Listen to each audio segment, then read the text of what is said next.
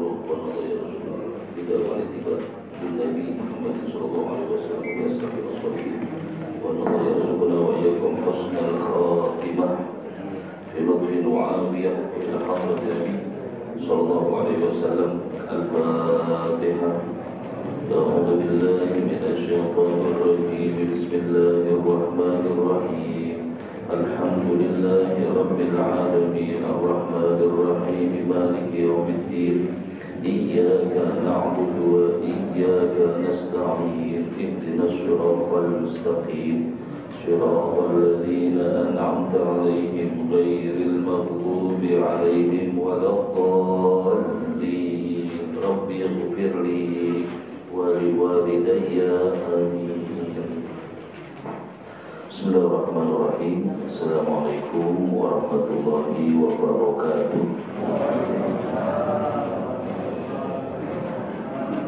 Alhamdulillahirabbil alamin. Wa bihi nasta'in ala umuri dunya waddin. Wassalatu wassalamu ala sayyidil mursalin sayyidina wa nabiyyina wa maulana Muhammadin wa ala alihi wa sahbihi ajma'in. Subhanaka la ilma lana illa ma 'allamtana innaka antal alimul hakim. Rabbi shrah li sadri wa yassir li amri wahlul 'uqdatam min lisani yafqahu qawli. Dustur ya Rasulullah, amma ba'd. Hadirin hadirat, Bapak Ibu, tamu-tamunya Allah Subhanahu wa taala. Alhamdulillah, kita bersyukur kepada Allah. Pagi hari ini Allah izinkan kita semua menjadi tamunya Allah Subhanahu wa ta'ala. Tidak ada yang duduk di majelis ini melainkan Allah ingin memuliakan kita semuanya. Tidak ada yang duduk di majelis ilmu ini melainkan Allah ingin mengampunkan semua dosa-dosa kita, mengijabah setiap doa-doa. Inilah manfaat terbesar majelis-majelis ilmu. Bukan saja kita yang membutuhkan majelis ilmu, bahkan para ulama-ulama, orang-orang soleh, orang-orang yang sudah mumpuni ilmunya, mereka masih tetap mau duduk di majelis ilmu. Mengapa? Karena dahsyat hebatnya majelis ilmu. Mudah-mudahan kajian yang akan kita dengar pagi hari ini bermanfaat buat kita semuanya. Wabil khusus yang menyampaikan materi ini, karena materi ini sangat penting sekali untuk kita semua paham, kita semua mengerti. Jangan sampai kita ini tergolong apa yang difirmankan Allah di dalam surat Al-Kahfi ayat 108 kalau tidak salah. A'udzu billahi minasyaitonir rajim. Qul hal nunabbi'ukum bil akhsarina a'malan alladzina dhalla sa'yuhum fil hayatid dunya wa hum yahsabuna annahum yuhsinuna sun'a. Ada firman Allah yang mengingatkan kepada kita, kata katakanlah wahai Muhammad, maukah engkau aku beritahu atau tunjukkan kepada segolongan manusia yang mengira dirinya itu sudah selamat, dirinya udah benar, dirinya merasa sudah menjadi ahli surga karena sudah menjalankan perintah-perintah Allah. Dia pikir dia sudah sholat 5 waktu, dia adalah orang yang baik. Dia berpikir dia sudah melaksanakan ibadah haji sehingga telah sempurna imannya, dia ahli surga. Padahal kata Allah, orang-orang itu adalah orang-orang yang merugi. Jelas Pak? Jelas belum? Ya, kalau 10 menit pertama masih seger emang. Ya, makanya ceramah yang maksimalnya 10 menit pertama. Udah 15 menit udah mulai deh. Ya, yang ada penampakan ya. Ustadznya bisa hilang atau muncul lagi itu ustadznya. Jadi ibu bapak, ada Allah tegaskan kepada Nabi Muhammad, hai Muhammad, mau nggak kamu kasih tahu? Aku kasih tahu, ada golongan manusia yang dia tuh hidupnya ngerasa dia itu udah benar. Dia ngerasa saya itu udah sholat, saya udah zakat, perintah Allah sudah saya laksanakan, setahu saya insya Allah semuanya dikerjakan. Padahal orang itu adalah orang yang merugi, naudzubillah. Ini kajian yang akan kita bahas pagi hari ini. Jangan sampai kita ini merasa sudah aman gitu. Ya, dengan menjalankan perintah-perintahnya Allah. Belum. Nah, ini kajian ini masuk ke dalam pembahasan namanya tazkiyatun nafas, pembersihan jiwa, pembersihan hati. Ya, ini sangat penting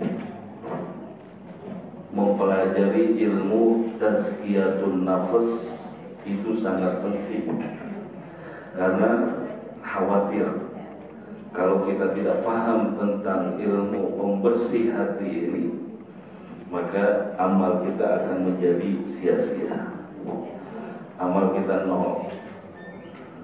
Ya, udah subuh bangun, paksain ke masjid, belajar, sedekah, haji tiap tahun, umroh tiap bulan, bangun masjid, ternyata amalnya nol.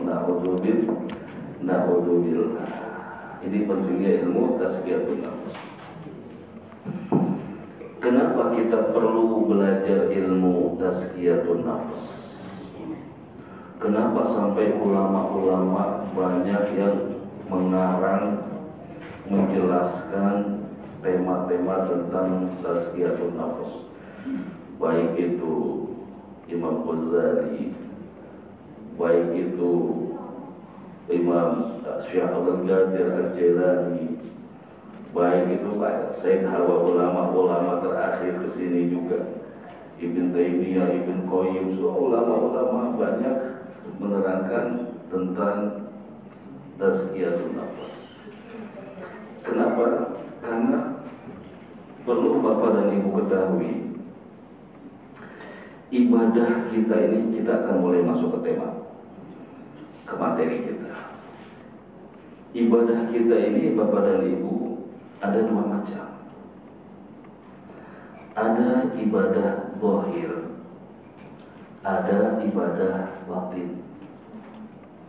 Ada ibadah zahir, ada ibadah batin. Ibadah zahir itu apa? Ibadah zahir ini yang seperti kita lakukan saat ini, sholat subuh, zuhur, asar, maghrib, isya. Ini namanya ibadah zahir.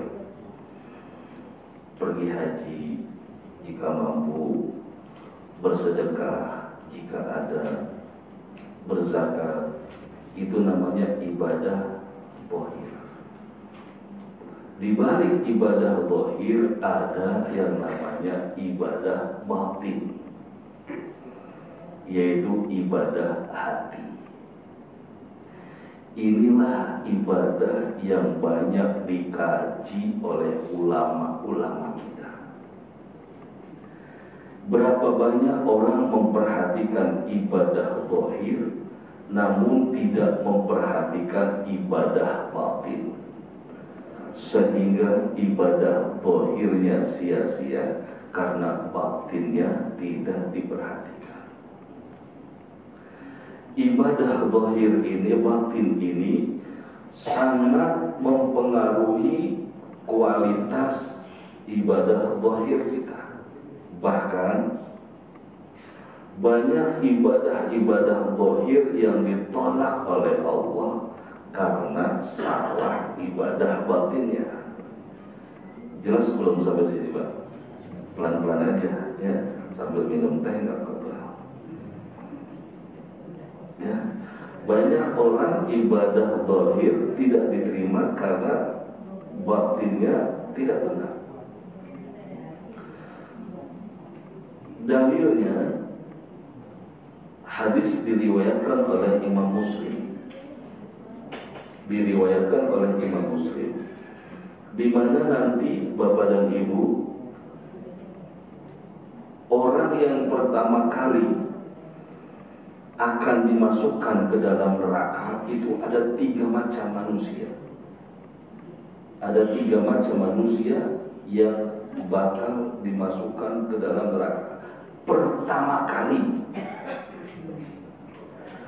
Dan ternyata Bapak dan Ibu, orang yang pertama kali, 3 manusia tadi yang akan pertama kali dimasukkan ke dalam neraka itu bukan seorang pencuri, bukan seorang pemabok, bukan seorang pezina, bukan gitu. Ternyata yang pertama kali adalah orang yang berjuang fisabilillah, mujahid fisabilillah. Ada mujahid fisabilillah yang pertama kali dimasukkan ke dalam nerakanya Allah Subhanahu wa Ta'ala. Yang pertama, saat Allah Subhanahu wa Ta'ala tegakkan mizan, hisab, kita kan nanti dihisab nih, bakal dihisab, ditanya satu persatu. Tsumma latus'alunna yauma idzin 'anil na'im. Jangan lupa itu, Pak. Semua nikmat kita ini nanti bakal ditanya oleh Allah. Jangan lalai. Semua, kalau sudah dihisab pun nggak ada yang selamat. Tidak akan ada yang selamat. Ya, yang menyelamatkan kita dari hisab adalah rahmat dan syafaatnya Rasulullah SAW. Rahmatnya Allah dan syafaatnya Rasulullah. Kalau udah dihisab nggak bisa selamat. Ngeri kalau udah hisab. Makanya jangan jauh daripada berbuat kebaikan. Inna rahmatallahi qaribun minal muhsinin. Karena rahmat Allah dekat dengan kebaikan orang-orang yang sedang berbuat baik. Dan yang kedua, syafaat. Jangan jauh dari Nabi Muhammad SAW. Hidupkan, amalkan, kerjakan, lakukan sunnah Nabi Muhammad agar nanti kita bersama Nabi Muhammad SAW. Nah, saat hisab ditegakkan, itu manusia dipanggil. Yang dipanggil pertama mujahidin, orang-orang berjuang fisabilillah. Dipanggil oleh Allah Subhanahu wa Ta'ala. Mada fa'alta, ditanya, apa yang telah kau kerjakan selama kamu hidup di dunia? Ujahidu fik ya, qataltu fik ya Rasulullah. Aku telah berjuang di jalanmu, berjihad hatta stushidtu, sehingga aku mati syahid ya Allah. Kata Allah, kadzabta, bohong.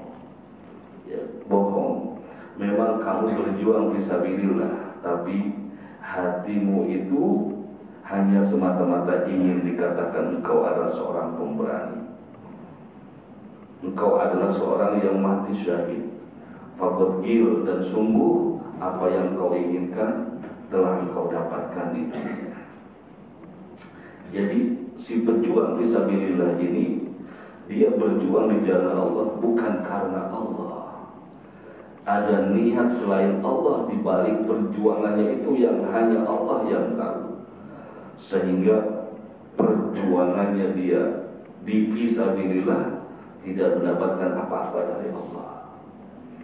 Kita sepakat bahwa orang yang berjuang fisabilillah itu pahalanya besar sekali. Bahkan jika mati, dia tidak dihisab mati, langsung ke dalam surganya Allah Subhanahu wa Ta'ala.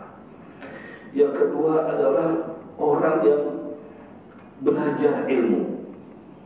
Ini orang yang belajar ilmu dan mengajarkan ilmunya. Ini termasuk orang nanti yang akan pertama kali dikoreksi oleh Allah Subhanahu wa Ta'ala, dihisab oleh Allah. Sehingga jika Allah temukan seseorang yang belajar bukan karena Allah, mengajar bukan karena Allah, dia orang yang pertama kali dimasukkan ke dalam nerakanya Allah Subhanahu wa Ta'ala. Akan dipanggil tuh. Apa yang kamu lakukan di dunia? Ta'allamtu wa 'allamtu nas. Aku belajar ya Allah. Hidupku aku habiskan untuk mencari ilmu dan untuk mengajar manusia, berdakwah fi sabilillah. Faqad kadzdzabta, kata Allah, kamu bohong. Kamu bohong gitu. Kamu belajar itu hanya agar engkau dikatakan sebagai orang alim. Faqad qila, kata Allah, engkau telah dapatkan apa yang kau inginkan. Maka manusia ini dimasukkan ke dalam neraka. Yang ketiga, rajulun a'tahullahu atau wasa'allahu malan. Yang ketiga, orang yang diberikan luas rezeki, hartanya banyak, kaya, mampu, ya, dan dia senang bersedekah. Ternyata orang ini juga termasuk orang yang pertama kali dimasukkan ke dalam nerakanya Allah. Saat ditanya oleh Allah, "Mada amilta?" Apa yang telah kau lakukan selama hidup di dunia? Aku telah bersedekah dengan hartaku kepada semua orang-orang yang ada dalam 8 golongan tadi. Semuanya orang datang saya bantu saya. Kata Allah, "Faqad kadzdzabta, engkau bohong. Engkau ambil, engkau kerjakan itu semuanya agar engkau dikatakan oleh orang jawad, yaitu orang yang dermawan. Faqad qil, engkau telah mendapatkan itu semua." Nah, hadis riwayat Imam Muslim ini, Bapak dan Ibu, sebagai dalil bahwa amal zahir dari 3 manusia ini, berjihad, belajar, bersedekah, tidak bisa menyelamatkan seseorang kalau amal batinnya ini tidak diperhatikan. Jelas tidak Ibu? Jelas Pak? Hadis yang lain muttafaqun alaih. Hadis ini sahih, di mana mungkin Bapak Ibu sering dengar, "Innallaha la yanzuru ila suwarikum wala ila amwalikum." Sesungguhnya Allah Subhanahu wa Ta'ala tidak pernah memandang penampilanmu, dan Allah tidak pernah memandang poster bentuk tubuhmu, hartamu, tidak. Akan tetapi Allah memandang hatimu, hati yang dipandang oleh Allah Subhanahu wa Ta'ala. Hati yang dilihat oleh Allah Subhanahu wa Ta'ala. Sehebat apapun seseorang beribadah, jika hatinya tidak bisa dibersihkan atau belum dibersihkan, maka ibadah itu yang akan menjadi sia-sia. Inilah yang menjadi sumber kenapa ilmu tazkiyatun nafas ini sangat penting untuk dipelajari, untuk dikenal. Kenapa?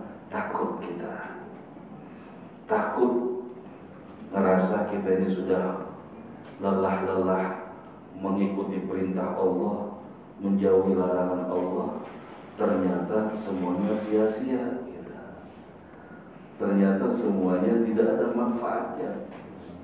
Kenapa? Karena kita tidak mengerti tentang tazkiyatun nafas. Jadi Bapak dan Ibu, kembali ibadah itu ada dua. Ibadah yang zahir dan ibadah yang batin.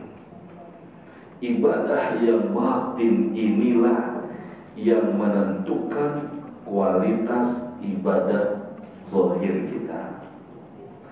Ibadah zahir bisa diterima oleh Allah kalau batinnya benar. Ibadah zahir bisa ditolak oleh Allah kalau zahirnya nggak benar. Dalilnya sudah tahu tadi, hadis yang diriwayatkan Imam Muslim tadi, ya nggak apa-apa. Ya, emang kalau ngaji gitu suka lupa, padahal baru diterangin ya. Jadi hadisnya dalilnya apa tadi? Imam Muslim tentang 3 orang yang pertama kali akan dimasukkan ke dalam nerakanya Allah. Yang pertama siapa? Mujahid fisabilillah. Yang kedua, orang yang menuntut ilmu. Yang ketiga, orang yang mempunyai harta al-sanah. Lah ini kan hebat sekali amalnya. Amal mujahid itu kan hebat banget. Pahalanya orang menuntut ilmu juga hebat sekali. Pahalanya bersedekah juga luar biasa. Ternyata semua itu nol karena dia tidak bisa menjaga hatinya. Karena hatinya tidak dijaga oleh Allah Subhanahu wa taala. Baik. Nah, Rasulullah sallallahu alaihi wasallam juga sebagai guru, sebagai suri tauladan, semua pelajaran-pelajaran tentang hati sumbernya adalah dari Allah dan Rasulullah sallallahu alaihi wasallam. Beliau ini memberikan banyak sekali tema-tema ataupun penyakit-penyakit yang harus dibersihkan dalam hati manusia. Itu sumbernya semua dari Rasulullah sallallahu alaihi wasallam. Sampai ulama-ulama banyak mengeluarkan kitab-kitab, mencatat kitab-kitab. Di antaranya yang ada di depan kita ini ada satu kitab. Ya, ini kitab Tazkiyatun Nafas karangan Sayyid Hawa. Ini di antara kitab-kitab ulama yang terakhir yang the best, yang kajiannya itu mudah difaham, ya, mudah dikenal, mudah dimengerti oleh siapapun. Dan kitab ini juga sudah diterjemahkan ke dalam bahasa Indonesia. Gitu. Jadi kalau ada rezeki silahkan beli kitab Tazkiyatun Nafas karangan Sayyid Hawa. Banyak juga karangan-karangan ulama, tapi di antara yang paling enak bahasanya ini adalah karangan Sayyid Hawa. Di dalam kitab ini beliau memberikan satu ikhtisar, ringkasan daripada isi kitab ini. Walaupun nanti insya Allah mudah-mudahan kita panjang umur, nanti kita akan bahas satu-satu penyakit-penyakit yang perlu kita bersihkan di dalam hati kita, ya, di dalam jiwa kita. Yang paling ngeri sih sebetulnya Bapak dan Ibu adalah penyakit hati yang berhubungan dengan al-khalq, dengan makhluk. Ini yang paling serem. Ini yang paling ngeri. Kalau kepada Allah mungkin kita masih bisa nego, kita masih bisa negosiasi sama Allah. Ya, misal kalau kita sholat ternyata sholat kita nggak diterima sama Allah, kita masih bisa nego. Rabbana taqabbal minna, ya Allah tolong dong terima sholat saya gitu. Ya, doa kita itu Rabbana taqabbal minna innaka anta samiul alim wa tub alaina. Itu kan negosiasi kita bersama Allah. Ya Allah tolong terima dong sholat saya ya Allah. Kalau sama Allah enak, tapi kalau sama manusia ini berat. Ya, berapa kali penyakit hati ini muncul karena sifat-sifat atau perbuatan-perbuatan remeh. Ini nanti akan kita bahas. Ya, penyakit hati munculnya dari mata, penyakit hati munculnya dari telinga, penyakit hati munculnya dari lisan. Ya, berapa sering kita melihat, memandang orang lain seolah-olah tidak ada harganya. Berapa kali kita merasa diri bahwa kita ini lebih baik daripada orang lain. Orang lain ibadahnya belum benar, kita udah benar. Ya, berapa kali kita merasa bahwa kita ini lebih soleh daripada orang lain. Nah, ini penyakit-penyakit hati yang bisa menghancurkan semua amal-amal kita. Ya. Baik. Al-Imam Said Hawa dalam kitab ini, beliau memberikan pemahaman atau khulasa, ringkesan ya, bahwa kunci-kunci di dalam membersihkan jiwa, membersihkan hati ini ada 5 kuncinya ya.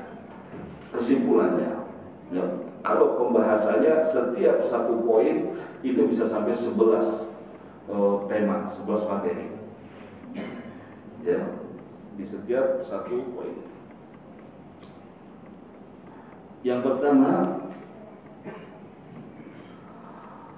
kiat ataupun cara seseorang itu untuk dapat membersihkan jiwanya. Sebentar Bapak Ibu, kita sudah sepakat semua ya, sudah paham semua ya, bahwa ibadah itu ada 2, zahir dan batin. Karena ini penting, harus paham dulu zahir dan batin. Zahir sudah jelas semua, batin sudah jelas semua. Yang kedua, kita semua sudah paham, sepakat ya, bahwa ibadah batin itu lebih dominan menentukan kualitas ibadah zahir kita. Paham Pak ya? Jelas ya Ibu ya? Banyak orang sholatnya nggak diterima. Kenapa? Karena hatinya, ibadah zahirnya nggak dijaga gitu. Jelas sampai sini ya? Ini yang kedua. Nah, sekarang kita akan masuk apa yang disampaikan Imam Said Hawa juga, poin-poin yang dapat membersihkan hati. Ini yang pertama, dikatakan anna mawani at-tazkiyah minal quwwah bihaitsu tastahilu ma'aha tazkiyah laula fadlullah wa hadha yaqtadi syai'an badlu juhdin fi tazkiyah wa su'alullahi iyyaha wal i'timad 'alaiha. Beliau katakan yang pertama, membersihkan jiwa itu adalah sebuah anugerah dari Allah. Jadi jika ada seseorang yang mempunyai inisiatif, keinginan selalu untuk membersihkan hatinya, itu adalah anugerah dari Allah. Ini harus paham dulu. Ya, tidak semua orang sanggup mampu membersihkan hatinya, kecuali orang itu mendapatkan anugerah dari Allah. Berarti, kata beliau nih dalam kitab, berarti membersihkan jiwa atau tazkiyatun nafas bahasa Arabnya membutuhkan pertolongan Allah. Jelas? Tazkiyatun nafas membutuhkan pertolongan Allah.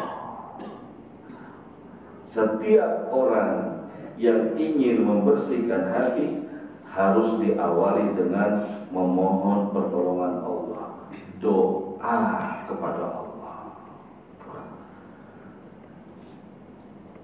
doa kepada Allah. Ya, tidak semua orang bisa membersihkan hati, karena membersihkan hati itu adalah mutlak karunia dari Allah, pemberian dari Allah. Orang yang ingin membersihkan hatinya, langkah pertama meminta kepada Allah, doa, ya Allah, ya Allah, bersihkan hati hamba, ya Allah, ampunkan dosa hamba, ya Allah, berikan petunjuk kepada hamba, ya Allah, bimbing hamba. Ya Allah, ini adalah doa-doa untuk membersihkan hati kita. Jelas Ibu? Pak? Langkah pertama, jangan pernah lepas meminta kepada Allah agar Allah berikan hati kita bersih.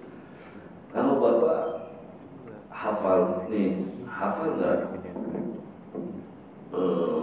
doa istinja itu? Ya, apa kali doa istinja nih? Kalau kita pipis buang air kecil, kemudian kita istinja bersih, doanya apa?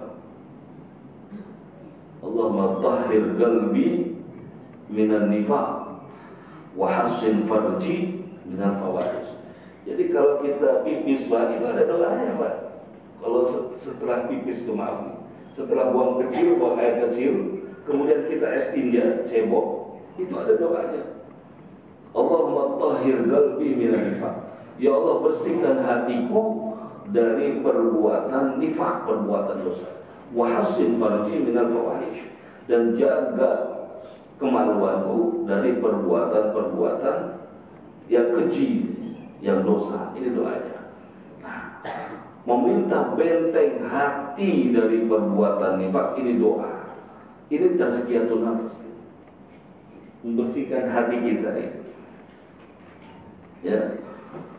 Jadi Rasulullah SAW di dalam keseharian kita mengajarkan kita semua doa-doa dan zikir-zikir. Apa tujuannya? Tujuannya adalah tazkiyatun nafs, membersihkan jiwa. Bangun tidur, apa yang kita lakukan? Doanya apa? Allahumma barik lana fima razaqtana wa qina adzabannar. Amin. Doa bangun tidur ya. Doa bangun tidur. Alhamdulillahilladzi ahyana ba'da ma amatana. Bangun tidur. Kemudian kita bangun, kita masuk ke kamar mandi. Kemudian kita masuk doa, kaki apa dulu? Kiri dulu. Doanya Allahumma inni a'udzubika minal khubuthi. Kemudian kita masuk kamar mandi, kita buka baju mau mandi, itu ada doanya Pak. Ada doanya itu Ibu, biar aurat kita ini nggak dilihat sama setan, sama iblis. Kalau malaikat itu nggak ikut kita ke kamar mandi tuh. Malaikat Raqib Atid, begitu kita kamar mandi, masuk kamar mandi, dia nunggu di depan. Tapi jangan macam-macam. Dipikir mentang-mentang malaikat ada di depan, lagi di luar, dia berbuat maksiat, nggak bisa, tetap aja kelihatan ini. Ya, malaikat nggak melihat aurat kita. Tapi jin, iblis, setan tuh lihat. Ada doanya. Biar kita ini waktu buka baju, setan, iblis nggak lihat. Apa doanya? Yang tahu boleh pulang duluan ya. Apa doanya? Jadi gampang doanya gitu. Ini kebiasaan kalau mandi main buka-buka aja di pas ini. Ya, itu buka aja. Ada doanya Ibu.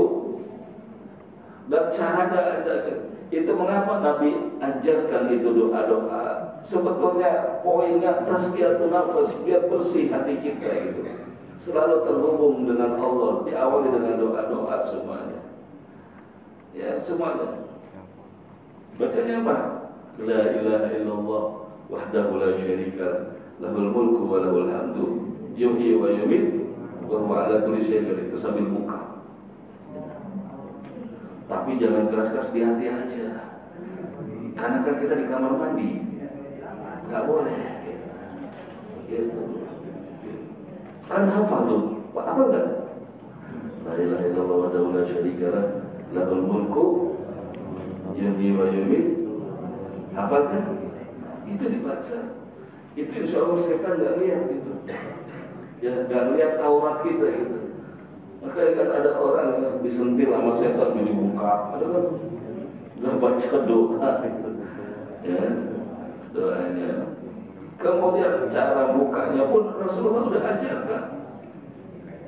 Itu buka baju, masuk kamar mandi, buka baju, itu bukan main buka-buka aja, enggak.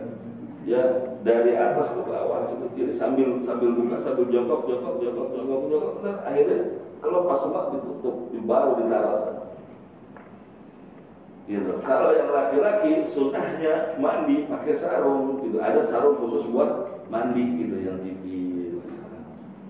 Nah, ini sunnah-sunnah yang diajarkan oleh Rasulullah SAW. Tapi kalau kata orang sini ribet amat gitu. Ya, padahal itu keluar pun demikian. Ya, jadi Bapak dan Ibu, kita ini kembali kepada materi kita. Kita ini makhluk yang paling mudah untuk selalu berbuat dosa, gitu. Ya, kita selalu mudah berbuat dosa. Ketahuilah dosa itulah yang membuat kotornya hati. Ya, dosa itu yang membuat kotornya hati. Semakin banyak dosa, semakin berkerak hati kita, semakin sulit membersihkannya. Makanya terkadang kita ini ada kalanya semangat dia mulai, ada kalanya kita malas juga dia mulai. Ada kalanya saat kita dioprak-aprik untuk sholat masih susah juga. Pak sholat Pak, Pak sholat, ya, Pak sholat, sampai 3 kali disuruh sholat nggak sholat, aja gitu. Ya, kenapa? Nah, itu sesuai dengan dosa-dosa kita, sesuai dengan kesalahan kita kepada Allah Subhanahu wa Ta'ala. Ada satu sahabat bertanya kepada Rasulullah, ya Rasulullah, mana ani minal qiyam arba'ina yawman. Ya Rasulullah, aku ini udah 40 hari susah banget bangun malam ya Allah. Aku sudah 40 hari susah banget bangun malam ya Allah. Kata Rasulullah, ada fa'alta, apa yang telah kau lakukan? Asyarib al-khamra, apakah kau minum khamr? Enggak ya Rasulullah. Apa engkau bermain wanita? Tidak Rasulullah. Apakah engkau mencuri? Tidak juga ya Rasulullah gitu. Apakah engkau berbuat yang menyakiti hati? Tidak juga ya Rasulullah. Lalu apa? Dia mikir apa gitu sahabat ini. Perasaan saya ini gak melakukan apa-apa yang besar, yang dosa gitu. Dia ingat, ya Rasulullah, ada fa'altu, apakah karena ini yang aku lakukan? Jadi sahabat ini suatu hari dia sholat asar, dia masuk ke masjid ya Rasulullah. Lalu melihat ada seorang pemuda yang sedang menangis, berdoa kepada Allah, lagi nangis. Sahabat itu bergumam dalam hati, seandainya kamu nangisnya malam, kamu lebih selamat daripada ria. Berburuk sangka, Pak. Suudon sama anak muda ini gitu. Kata Rasulullah, kata Rasulullah, inilah sebabnya. Jadi buruk sangka kepada orang, suudon itu bisa mencegah orang itu susah ibadah 40 hari. Itu baru suudon. Gimana kalau ngomongin orang? Bisa berapa hari gitu? Berapa hari gitu? Suatu hari Rasulullah sedang duduk seperti ini, pengajian, kumpul sama sahabat.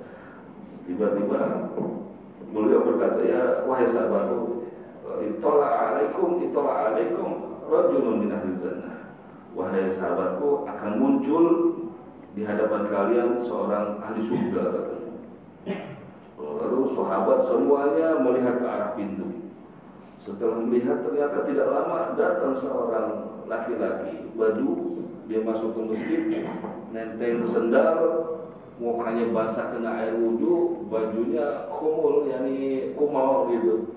Langsung sahabat lihat, masa ini ahli surga gitu? Nggak yakin, nggak meyakinkan gitu Pak. Karena sahabat berpikir seorang ahli surga itu putih, bersih, bercahaya, wajahnya ya nggak, pakainya harum, baunya gitu. Sehingga melihat pemuda ini, sahabat biasa aja.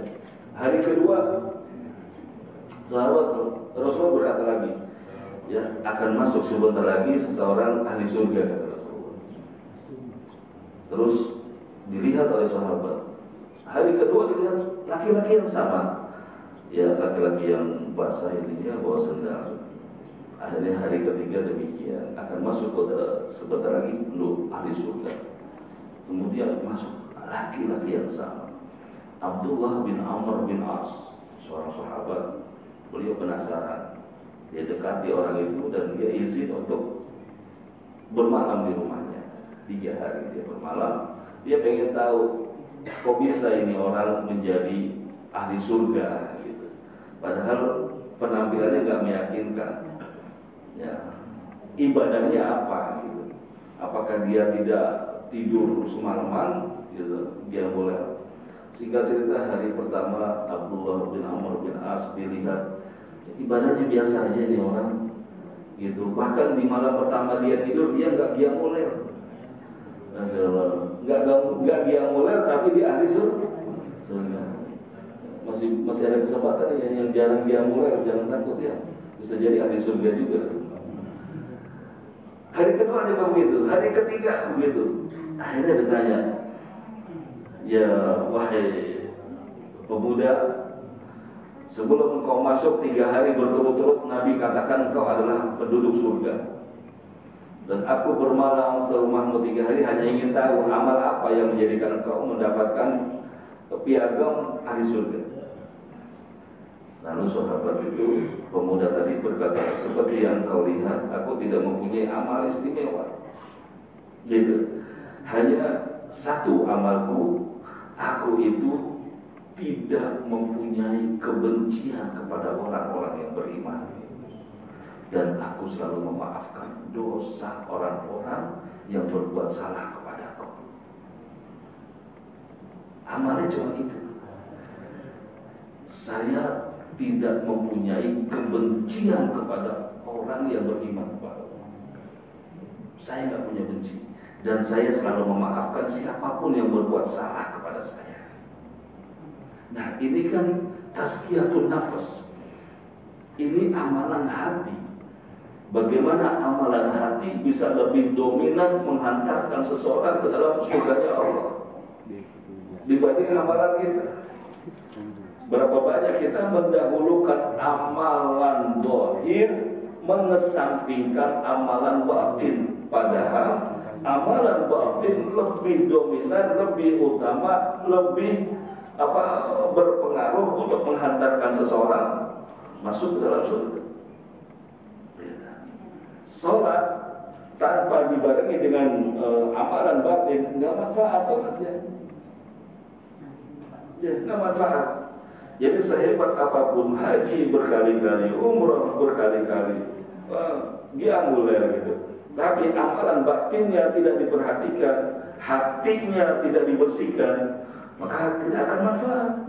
Sebaliknya, lihat ini, ya, kisah ini. Ya, dia ibadahnya biasa, sekedar melaksanakan perintah Allah. Ya, tapi dia lebih menjaga 2 hal dalam hidupnya. Apa? Tidak mempunyai kebencian kepada manusia. Ayo, belajar untuk tidak benci sama orang. Ya, walaupun dia itu berbuat salah, mudah untuk memaafkan. Nah, ini kan berat ini gitu. Ya, tapi inilah amalan hati yang harus kita utamakan. Jangan sampai tadi kepada firman Allah yang di mukadimah tadi saya sampaikan, Al-Kahfi. Jangan sampai kita merasa bahwa saya ini udah benar mengikuti perintah Allah gitu. Ternyata kita belum benar gitu. Kenapa? Karena hati kita belum dibenerin, hati kita belum dibersihkan. Hati kita masih banyak titik-titik hitam gitu. Sama saudara, sama orang tua, sama tetangga, ya sama. Kalau saya tanya ibu, yang namanya tetangga itu berapa rumah sih dari rumah kita, Bu? Hah? Namanya tetangga, ibu punya tetangga nggak? Nah, yang namanya tetangga itu berapa rumah, Pak?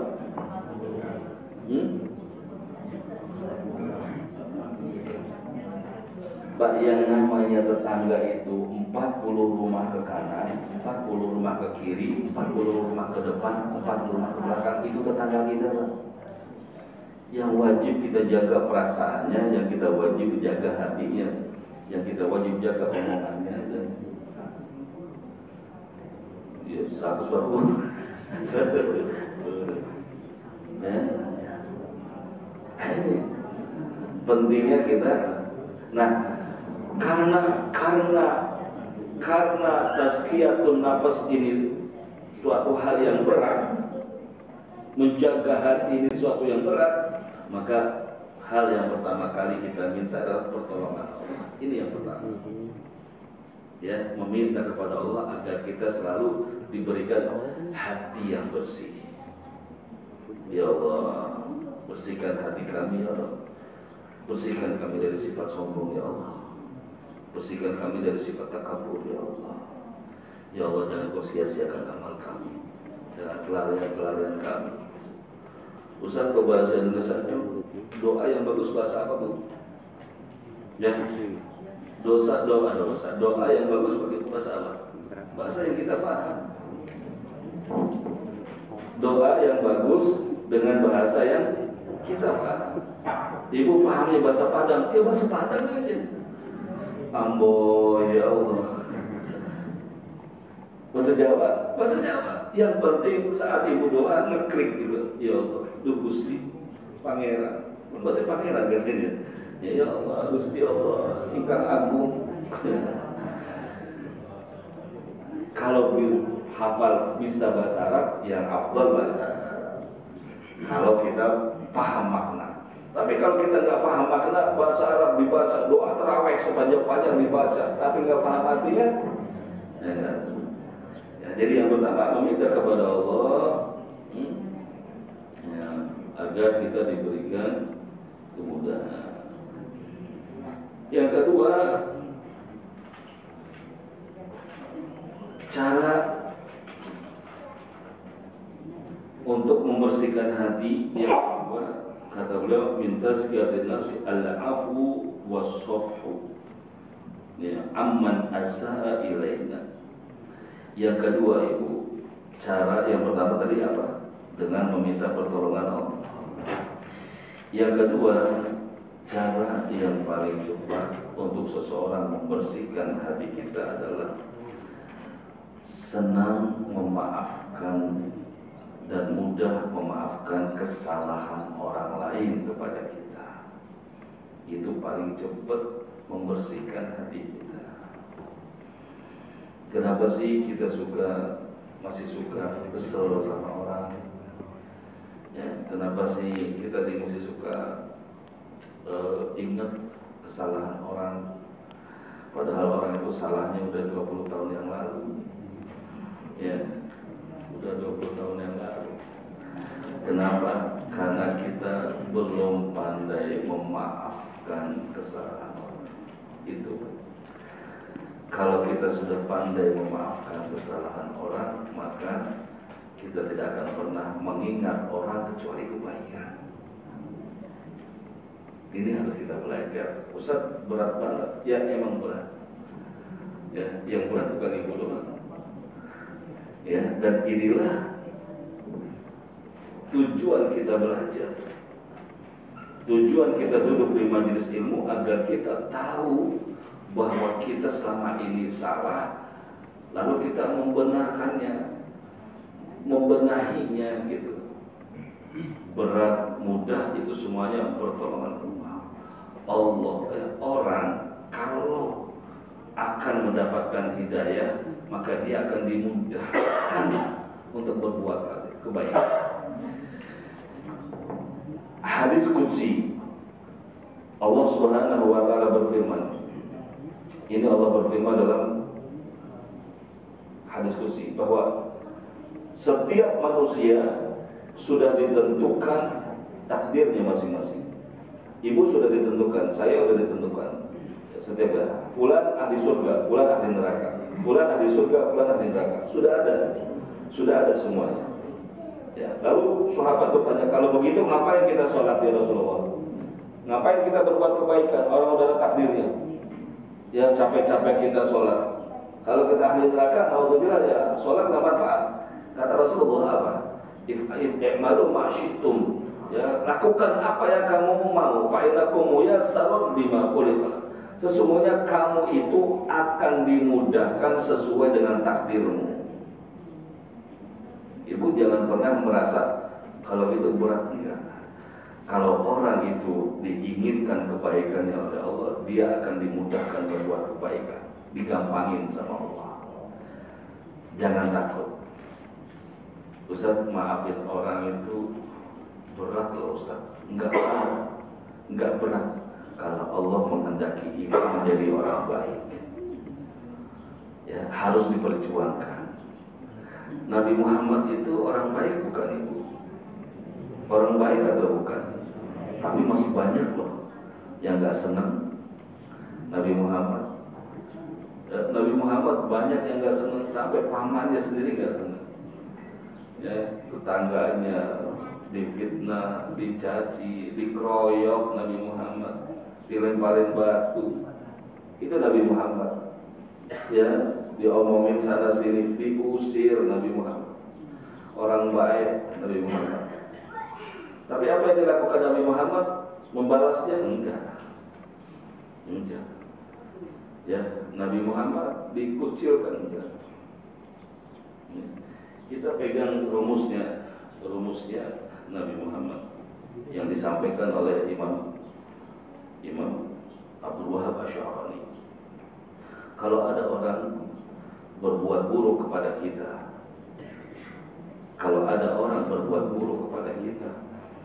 maka hal yang patut kita lakukan yang pertama adalah berbahagia, senang. Kalau ada orang berbuat buruk kepada kita, maka satu, berbahagialah, senang. Kenapa? Karena pahala orang itu diberikan kepada kita, dosa kita diberikan kepada dia. Udah, jadi enak, hidup kita enak. Nggak ada sakit hati, nggak ada kesel, nggak ada dendam, gampang maafin.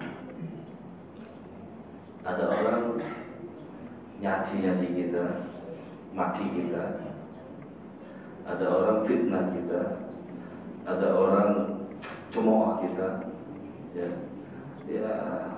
ada orang yang selalu berburuk sangka kepada kita. Maka yang pertama kali harus kita lakukan apa? Berbahagia.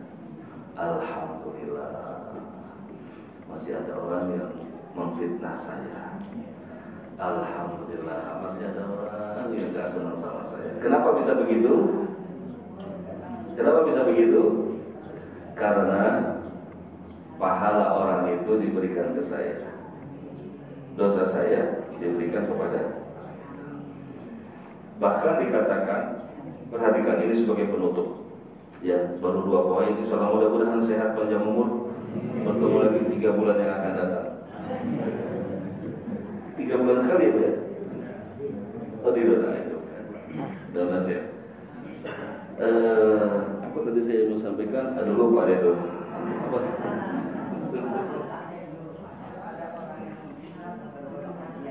Iya, yang pertama begini Bu, ini sebagai penutup.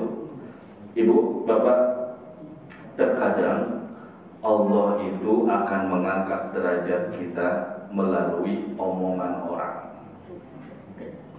Perhatikan, kita ini baik diomong, buruk diomong. Betul nggak? Tumben lagi baik banget ngaji, biasanya kagak. Baik diomong, buruk diomong, udah haji masih gosip lagi. Jadi kita nggak selamat dari omongan orang. Jelas ya? Jelas Pak ya? Kita nggak selamat dari omongan orang. Kita ini pasti diomongin orang, pasti yang benar diomongin aja. Gitu. Nah, stop. Yang ingin saya sampaikan, Allah itu Pak, Bu, terkadang mengangkat derajat seseorang lewat omongan orang. Semakin banyak orang ngomongin kita, semakin tinggi derajat kita tanpa lelah, tanpa letih. Orang yang sholat itu derajatnya naik. Dia mulai derajatnya naik. baca Quran derajatnya naik, tapi capek dulu. Ya, capek. Dia mulai harus bangun malam, harus ruku, harus nahan ngantuk baru.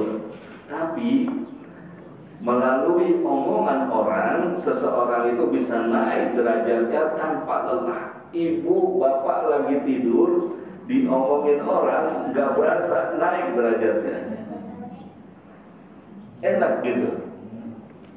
Jadi yang saya ingin tanyakan, Bu, kalau ada orang ngomongin kita, ya berbuat tidak baik kepada kita, kita patut bahagia atau marah? Bahagia atau marah? Berarti kalau ada orang diomongin, difitnah, digosip, masih ngomel, berarti orang itu bahlul. Tahu bahlul, Bu? Minum es ditiup. Itu orang bahlul. Ya, udah mulai hari ini kita udah belajar tazkiyatun nafas, bersihin hati. Udah belajar mulai mensikapi semua perbuatan orang kepada kita dengan positif. Tadi kan belajar mensikapi semua perbuatan orang kepada kita dengan positif. Ya, bisa jadi orang itu berbuat itu untuk mengangkat derajat kita. Kita nggak boleh balas. Ya kalau ibu balas sama aja. Suatu hari Imam Syafi'i lagi duduk ngajar, muridnya banyak. Imam Syafi'i kalau ngajar muridnya banyak. Tiba-tiba datang orang, dicaci-caci Imam Syafi'i. Kamu cuma pendusta, kamu bohong, kamu punya ilmu begini-begini. Imam Syafi'i, dia diam aja. Selesai dicaci, jazakumullah khair, terima kasih. Kemudian pergi. Muridnya pada datang, ya Imam Syafi'i, ya guru, kenapa engkau diam saja saat orang itu mencacimu? Ya apa yang mereka katakan tidak benar. Bahkan kau membalasnya dengan doa, jazakumullah khair. Kata Imam Syafi'i, wahai anakku, kalau aku membalas cacian orang itu, berarti aku dengan dia sama saja. Kalau ada anjing menggonggong, jangan kita balas menggonggong, tinggal pergi aja. Kalau kita sama-sama menggonggong, berarti sama-sama. Jangan melihat saya ngomong anjing ya. Jadi ibu, bapak, mudah-mudahan manfaat buat kita semuanya. Kajian kita sehat walafiat semua. Berjumpa dari bulan yang akan datang. Kita mohon kepada Allah di penghujung doa ini, semoga Allah anugerahkan kita hati yang bersih, qalbun salim, hati yang diterima oleh Allah Subhanahu wa taala, sehingga amal-amal kita pun kelak diterima oleh Allah Subhanahu wa taala. Allah kumpulkan kita di dunia, kumpulkan kelak kita dalam surga Allah. Ala hadhihi niyyah al-Fatihah.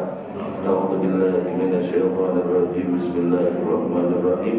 Alhamdulillahi rabbil alamin arrahmanir rahim maliki yaumiddin. Iyyaka na'budu wa iyyaka nasta'in. Ihdinas siratal mustaqim. Siratal ladzina an'amta 'alaihim ghairil maghdubi 'alaihim waladdallin. Amin. Allahumma bihaqqil Fatihah bisirril Fatihah wa kalimatil Fatihah. افتح لنا أبواب الخير اللهم اجعلنا من العلماء العاملين ومن الدعاة المخلصين ومن الحافظين والحافظات للقرآن الكريم ومن الأولياء المسؤولين ومن الأغنياء النافعين للمسلمين لا حساب بيوم الدين. اللهم إنا نسألك علما نافعا وقلبا خاشعا ولسانا ذاكرا وشفاء من كل داء. اللهم ارزقنا حسن الخاتمة واليقين والثبات والاستقامة بفضل سبحان ربك رب العزة عما يصفون وسلام على المرسلين والحمد لله رب العالمين. كفارة المجلس سبحانك اللهم وبحمدك أشهد أن لا إله إلا أنت أستغفرك وأتوب إليك. وصلى الله على نبينا محمد وعلى آله وصحبه وسلم والحمد لله رب العالمين. Mohon maaf kurang lebihnya. Wabillahi taufiq wal hidayah. Wassalamualaikum warahmatullahi wabarakatuh.